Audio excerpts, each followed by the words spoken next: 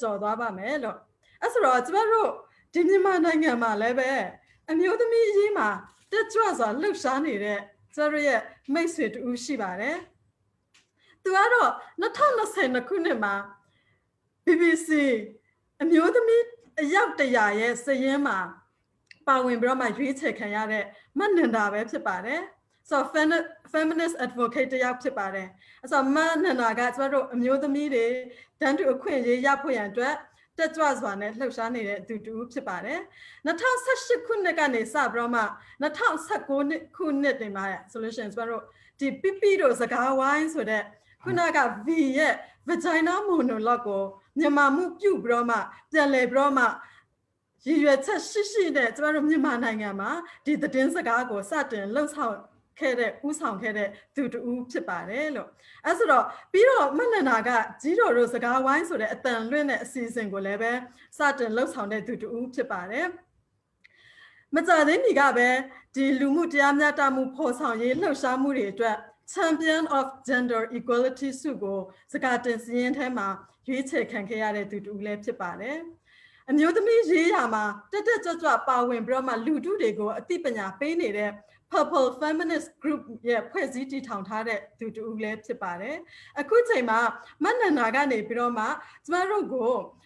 ဒီမှာရှိတဲ့လူငယ်တွေကိုသူ့ရဲ့အတွေ့အကြုံနဲ့အတူဝေမျှပေးဖို့ရန်အတွက်ဖိတ်ခေါ်ချင်ပါတယ်လို့မနန္ဒာခုနကကျမအတန်ကြားလိုက်ပါတယ်လို့ကျမတို့ပါဝင်ပေးတဲ့အတွက်လည်းကျေးဇူးအများကြီးတင်ပါတယ်ဆိုတော့မနန္ဒာကိုဖိတ်ခေါ်ပါတယ်လို့ဟုတ်ကဲ့ဆရာမကျေးဇူးတင်ပါတယ်ကျွန်တော်မစကားကို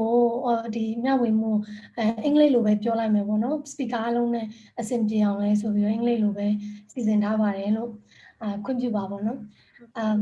Thank you for including me in this celebration of 1 Billion Rising Myanmar launch. It's so lovely to be here along with such strong feminists who have inspired me for years. And I feel so honored to take a part in it.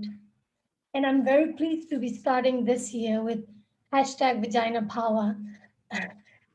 In February 2018, I walked into an apartment of a feminist to talk about starting the Vagina Monologues in Myanmar.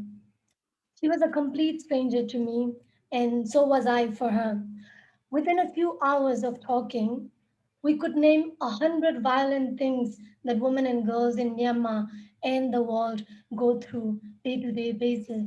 starting from not knowing their bodies or about their bodies. And I was one of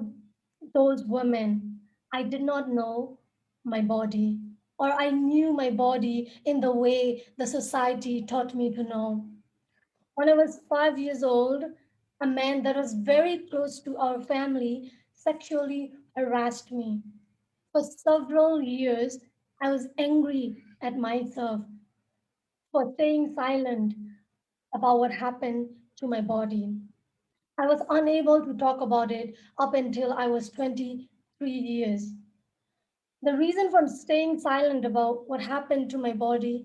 for 18 years were not because I did not want to talk about it or I was too afraid to talk about it. It was really because I didn't have the language to talk about it, nor the space to talk about it. I didn't even know or understand my own body, let alone talk about it, because I grew up in a deeply patriarchal society where women's bodies are devalued. Yes, silence serves no one, but it is the only thing that we teach our girls to be good at. And every time someone tries to break the change and share their experiences, we shut them up by saying victim-blaming comments like,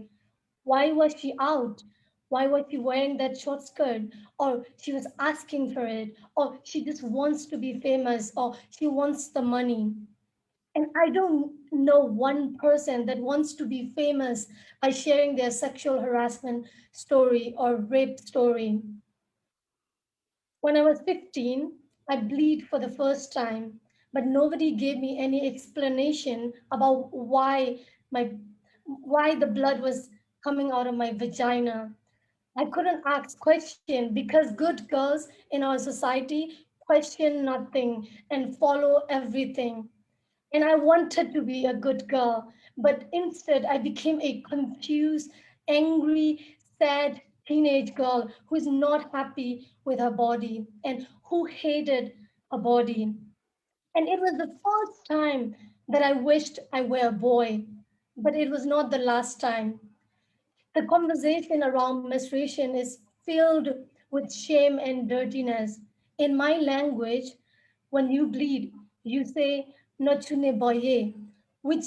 can be translated as "I am untouchable." Language matters. The language we use to talk about women bodies is important. It is important to have the language to talk about your bodies. Because if we cannot talk about something if we cannot name it. When I was running menstruation is not shameful campaign last year, a guy wrote that menstruation is like shitting. It's natural, but it is disgusting and shameful to talk about it. And it is exactly because of society like that and people like him that have led us to do the campaign. I started an NGO named Purple Feminist Group to expand my work on social justice and equality in 2018. But when I'm working for social justice and equality, I often notice the mentality of the people that troubles me. Many people believe that the work of ending rape and sexual violence against women and girls is the work of women and NGOs and INGO. I don't think we can build a peaceful, safe, and just world without every individual taking responsible for it. Ensler, aka V, said, the founder of Vagina Monologue, said that when you rape, beat, maim, mutilate, burn, bury, and terrorize women, you destroy the essential life energy on the planet. And it is not women's responsibility to stop the culture of violence, but the responsibility of every individual who lives in this society. Because everything that happens to a person is related to the entire society. And it is why personal is political. During the discussion about starting the Vagina Monologues play, we met so many people who told us that Myanmar people are not ready to hear the word vagina yet. I was taken aback by it for a while because it was true. Even I myself felt like I was not ready to publicly scream the word vagina. And I've never done it up until then. Perhaps it is why we started the Vagina Monologues play in Myanmar, despite knowing that people are not ready, or because of that. With collective strength from feminists around the world, we were able to start the play and continue it for 3 years now. Without sisterhood support and men participation during the process, I don't think it would have been possible. The Vagina Monologue play not only tell the stories about women, but also teaches women and girls to understand and enjoy their bodies and vaginas better. And to do that job,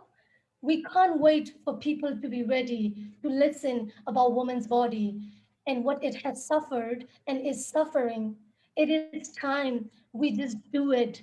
It is time men listen to it. It is time that we all do better.